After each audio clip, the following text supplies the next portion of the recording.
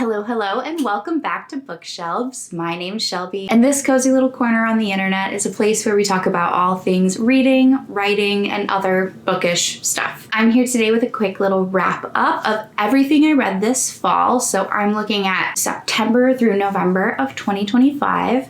During that time, I read 13 books. I was so excited to pick up lots of darker, more mysterious books this fall. I was looking for all things witches, detectives and murder mysteries, things in that realm. And I did pick up a few that I'm very excited to share about. But I'll also offer that I was pretty stressed this season. I had a lot of things going on, and that meant that in and amongst the dark and the creepy was a lot of light and whimsical reading too. I'll say we've got a good mix coming your way. Without any further ado, let's get into the books. I thought we would kick things off with a little bit of children's literature. In the last, maybe 6 months or so, my husband and I have started reading children's classics to each other before bed, which has been a real hoot, honestly. It's meant that we've gotten to read and be on the same page about lots of classic children's literature that maybe one of us had read but not the other. And it's just been a really nice thing to share, actually reading aloud to each other. It kind of was born out of starting to listen to audiobooks together about a year ago on our honeymoon. We started the very long journey that is all of the Game of Thrones audiobooks, and for a while there we were listening to that before bed, which doesn't jive super well because it meant we were constantly falling asleep and having to pick the story back up the next day, and we might have fallen asleep at different times. So it made it quite hard to have a real shared and really aware listening experience. And honestly, those books are pretty dark, so they're not great bedtime reading. And so we kind of swapped the shared audiobook for these children's books instead. And honestly, I highly recommend. It's been one of the great joys of my year. So the first of those that we read was The Hobbit by J.R.R. Tolkien. We did a Lord of the Rings movie marathon with all of our friends, I think last winter, which was fun because I didn't grow up on Lord of the Rings. I was very much a Harry Potter kid, not a Star Wars kid, not a Lord of the Rings kid. Jake, my husband, is very much a Star Wars kid, but he was much more acquainted with the world of Lord of the Rings than I was to begin with. I think he grew up watching those movies and to some extent reading the books as well. So it was really fun to actually read The Hobbit and kind of see that world. I felt like it was really fun and silly to kind of be introduced to that world, as most readers were, through this children's story, this very kind of lighthearted, silly adventure with this wonderful sort of narrator voice to the whole thing. Of course, the Lord of the Rings books are adult books, but this was a fun place to start with really acquainting myself to the canon lore of Lord of the Rings. I had a really good time with it, and we did watch the movies after, which is not a great beat for beat replica of the book. They definitely expanded the contents of the movies quite a lot to make it a full movie trilogy. I don't know that that was the right move, but it was nice to read the book and then watch the movies together as well. It's kind of funny to rate children's books, but I have taken to rating all the other books that I read. So I landed on a 4-star for this book. I had a lot of fun, and I really loved that sort of authorial voice. But it's a children's book, so some of the plot is a little all over the place. And I think in that way it lost me a little at times. So The Hobbit was book number 1, and then we have also started reading all of the Chronicles of Narnia, which is such a treat because I love The Lion, the Witch, and the Wardrobe, the movie. It was one of my favorite movies as a kid, but I never read the books, and I was such a bookworm as a kid, so it's remarkable that I missed out on that. I think Jake listened to them on audio as a kid in the car quite a few times. I'm not sure if it was all of the books or just some of them. But anyways, he was more familiar with them than me. So we have this beautiful, enormous bind up of all of the books in the series, and we decided to read them in what is technically their chronological order. So not publication order, the series was published in a different order than the stories proceed, which means that the first book that we read this fall together was The Magician's Nephew. This book is so weird. Like, you can tell that it's the last book that he wrote and that he wrote it to just be full of Easter eggs about the Lion, the Witch, and the Wardrobe. It seems to exist solely to explain lots of key parts of that book. It does so in a very weird way. I honestly didn't like a lot of the characters. The plot was wild. Like, it's not a particularly good book, in my opinion, but it again had that really fun sort of knowing fairy tale authorial voice, which I did enjoy. And of course, all the little Easter eggs where you kind of go, oh, that's where that comes from. I thought that was fun too. So I think I gave The Magician's Nephew 3 stars. It frankly was not a great story in my opinion. And then afterwards, we finished it and I learned that they're making a movie about it, I think this year. So I'm very curious to see where that goes, because again, I think the story is pretty whack, but I'm always happy to have another little piece of Narnia in cinema, because it is such a whimsical and wonderful place. So those were the children's books on my reading list. What else? Next on my list is actually a pretty substantial collection of graphic novels, the first of which is A Song for You and I by Kay O'Neill. Kay O'Neill is one of my absolute favorite graphic novelists. They, of course, wrote The Tea Dragon Society, which has been an absolutely beloved book that I talk about on this channel pretty routinely. Those stories are so sweet, so beautifully crafted.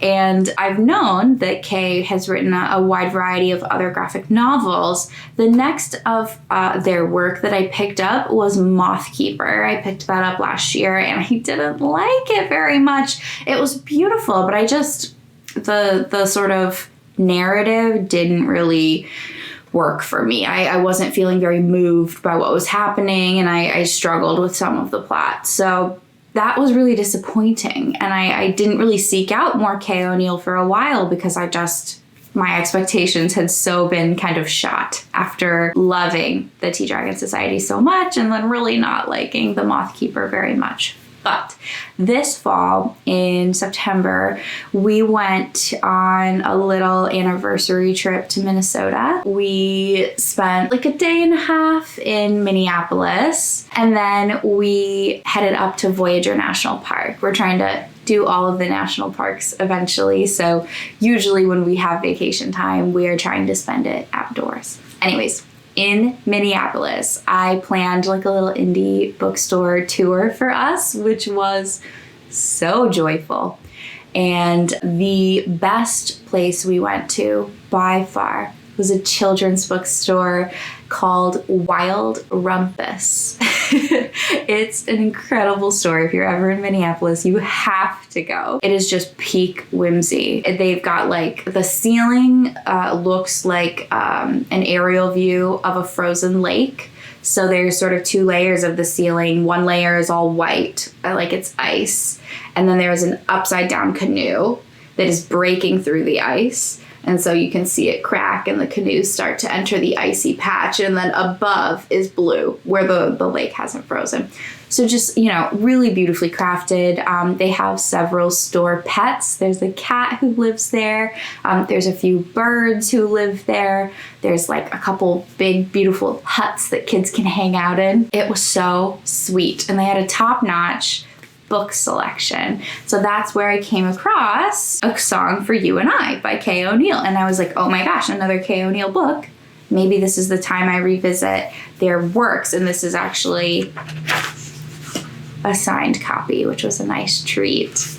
So I picked this up and I loved it so much. On its face, it is the story of a young ranger who is very successful as a ranger and is right on the cusp of kind of graduating when they make kind of big mistake and get put on, I don't know, the ranger equivalent of desk duty. And while they are doing said desk duty, they meet a young shepherd who is a musician, and it's about their friendship and their sort of explorations of self together during this period of downtime. But more than that, it is a story about trans identity, and I don't want to share too much more about it because it's sort of a surprise that unfolds in the story. But Kay O'Neill's works very often deal with queer themes, and I thought that this was a really wonderful story that handled those and this sort of flying horse ranger narrative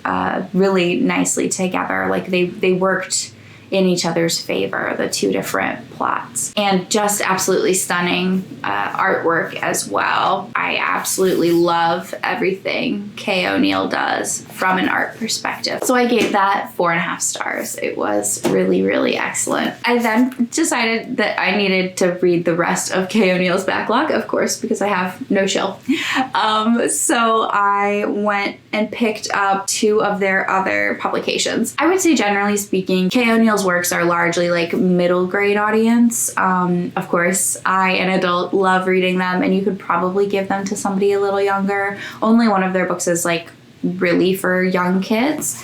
But these next 2, I would say, are like upper elementary to middle grade stories. The first was Aquacorn Cove. I gave this book 5 stars. This is a teeny tiny thing, but it was so good. It's the story of a young girl who's grieving the loss of her mother and returns to her mother's home community with her father and spends some time with her aunt. And that community is a coastal one that is experiencing a grief of their own because climate change has brought increasingly violent and powerful storms to their community, as sort of forcing them to rebuild again and again and really making people question if they can even stay there. The story is full of whimsy. There's undersea creatures available to enjoy. There's mer people. It is full of like tiny tidbits of magic. But I thought that the personal and the communal grief narratives were really well, again, woven. And I thought that the use of some of our most beloved and some brand new kinds of undersea mythical creatures to talk about environmental themes was really effective. There's a queer love story in here too, as there always is, and it was a very sweet, very easy read. I gave this 5 stars. The last one I picked up is definitely for younger readers. It's Princess Ever After. This one is so silly. This is straight goofing. Kay O'Neill did not have...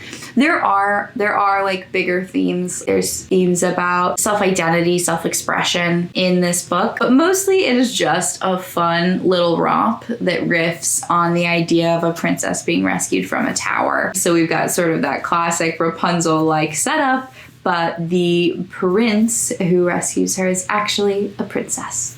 And it's just a hoot. It's I think I probably read it in like 30 minutes. As always, the art in this is just stunning. So cute, so sweet. It was definitely a good time, so I gave this 4 stars. The other books in my graphic novel section are all Avatar: The Last Airbender bind-ups. So I think in previous years on the channel, I've talked a little bit about picking up a new manga series each year as I was trying to get into the world of manga. This year, instead of a manga series, I decided I wanted to pick up the Avatar graphic novels because I am such a lover of Avatar: The Last Airbender, and I know that there's lots of great stories about some unanswered questions in the original show that are explored in the books. This has been one of the best choices I made all year. Truly, I am having a blast with these books, and they really hold up. You know, like I find that the show really holds up to an adult viewing. They do such a good job of engaging with really serious themes for a young audience without talking down to their audience. And I find that has carried through to the graphic novels really wonderfully as well. So I'm sort of in the middle of the series. This fall I read The Rift. I have all of the library omnibus bind-ups. So each of these books contains all 3 graphic novels that are in a trilogy under the same name. So The Rift really explores the continued tension between modernization and tradition and the environment. We see, little glimpses of what lead us to the world in The Legend of Korra that is a much more modern one in this book. I gave this 4.5 stars. Then I read Smoke and Shadow, which takes us inside of Fire Lord Zuko's very young and challenged reign as Fire Lord, the political tensions that come from the fall of his father Ozai and all of the people who might still be loyal to him, how they think about Zuko as a leader. This was a 5-star book for me. I thought that there were so many themes about identity and the power of the state and how the state polices rebellion and sort of violent anarchy, all really, really well executed. This is a very political book. And again, it doesn't talk down to the reader, but it has an incredibly engaging plot that is very illustrative of the themes that it contains. And then the last of the books that I picked up in the Avatar universe was North and South, which takes us back to the South Pole for the first time since those early days of the show with Katara and Sokka. And they find that the South Pole is rapidly modernizing, kind of under the management or care of members of the Northern Water Tribe. And here again, we get lots of really legitimate conflict about identity, about tradition versus modernity, and how a reasonable resistance movement might go too far. This was another 4.5-star read for me. If you are at all an Avatar fan, I really cannot recommend the graphic novels enough. They have been so fun, so true to the spirit of the show, and have really enriched the world for me of Avatar and really done a great job of bridging the sort of time difference between Avatar and The Legend of Korra. It really helps us sort of imagine the big transitions that it took to get us to that sort of like 1920s feel that we have in the follow-on series.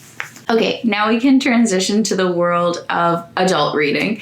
I've got just one adult nonfiction book to mention, so I'll start there. That was 107 Days by Kamala Harris. This is a political memoir. It is about the campaign that she ran after President Biden stepped down from running in the lead up to the 2024 election. She had a historically short run for office, that 107 days to be specific. I thought this book was fine. I was really inclined to pick it up because I was seeing so many headlines about little snippets in the book, and I really wanted their full context, and I think it was really illuminating. I'm very curious about the world of political campaigning, and there were definitely lots of like interesting little tidbits just about the wild world that kind of work encompasses.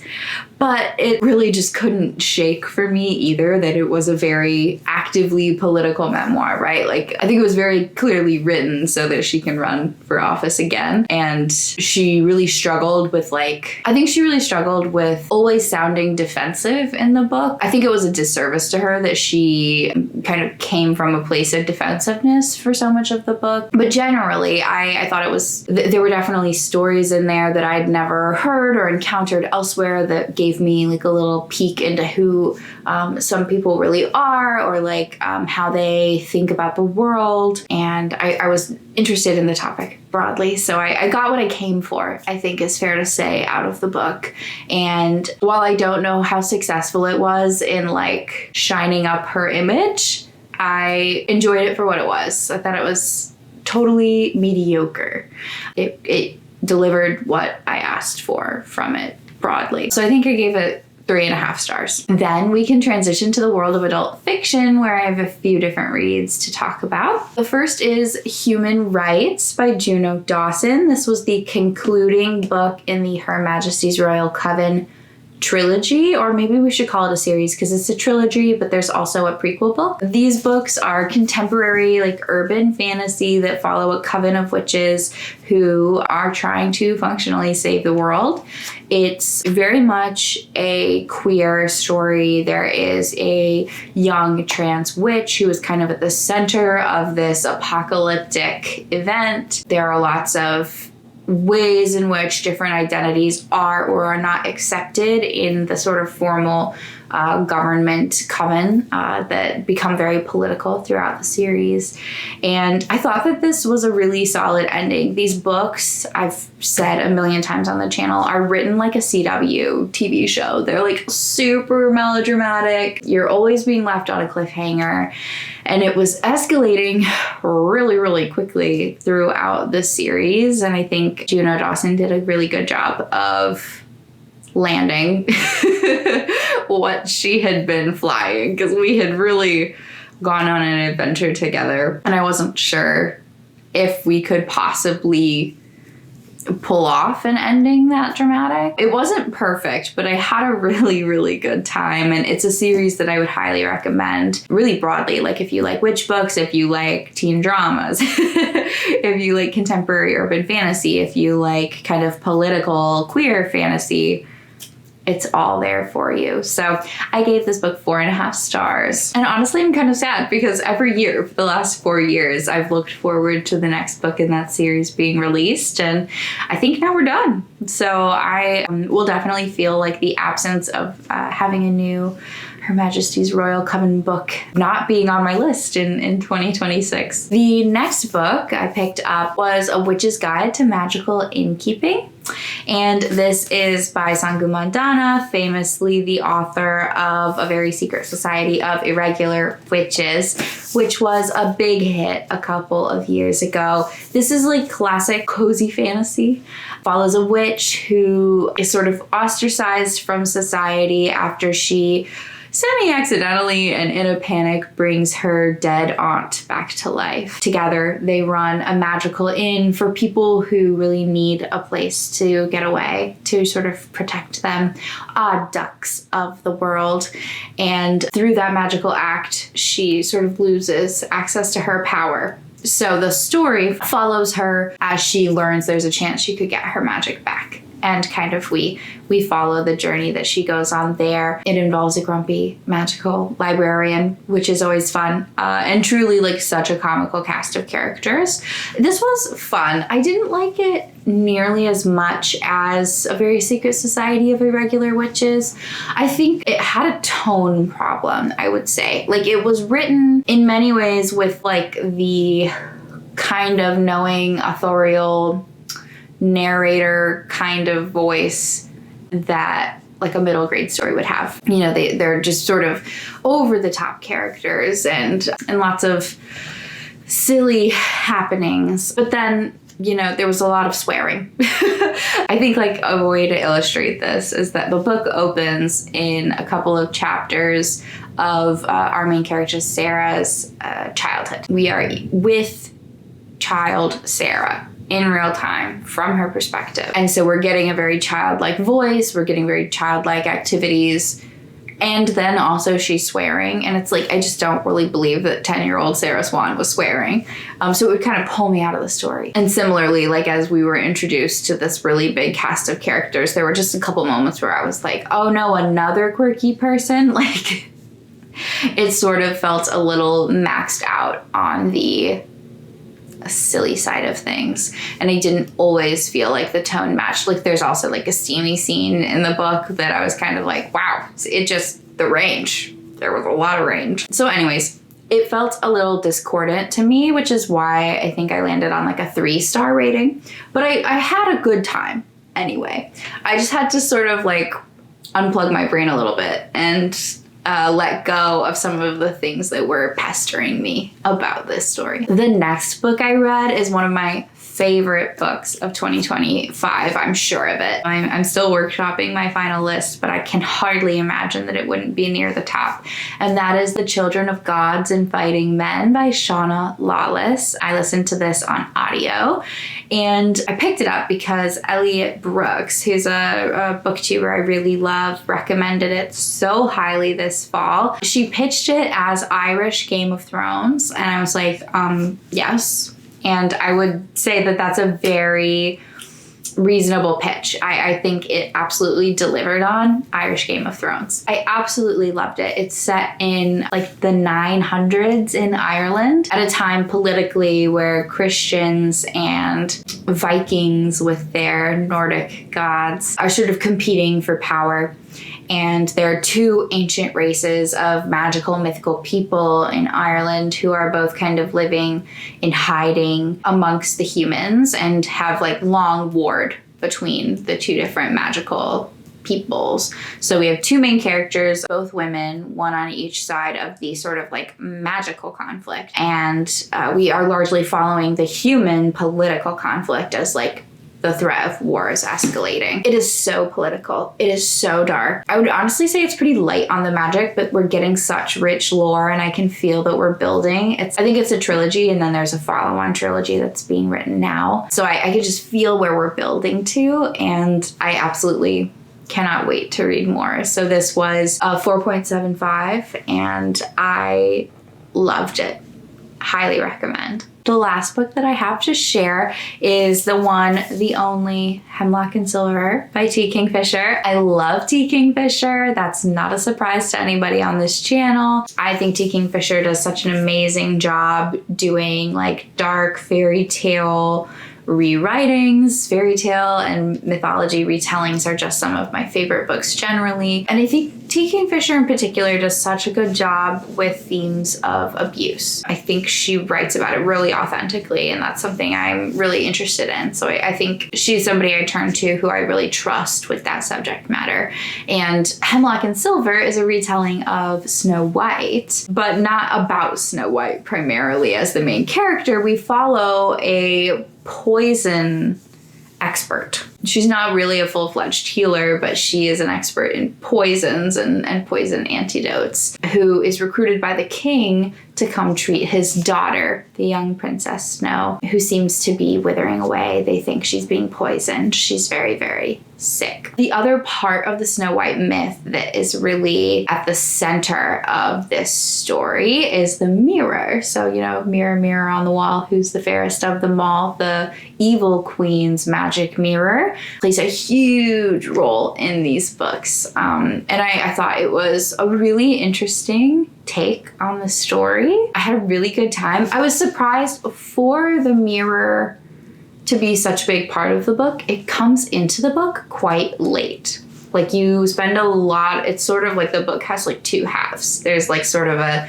investigation period where we're really focused on the poison of it all, the traveling, the getting to know our main characters.